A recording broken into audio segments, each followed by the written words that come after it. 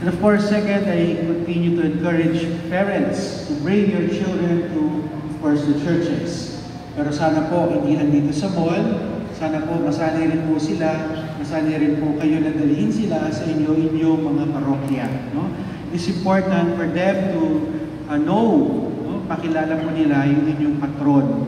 Because hopefully, doon sila bininyagan. No? It is important that as they grow up, they grow older, they will also get to know their home parish.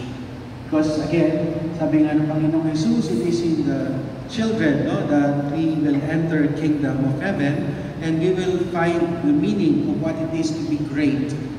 Sana we continue to develop also and deepen our life of chastity, our life of honesty, more importantly, our life of innocence. And we continue to be lovable not only to people, but to God as well. And we continue to depend on the grace and mercy of God. The Lord be with you. And with your spirit. Please bow your heads and say Amen after every prayer. May the God of Amen. May He free you always from every distress and confirm your hearts in His love. Amen.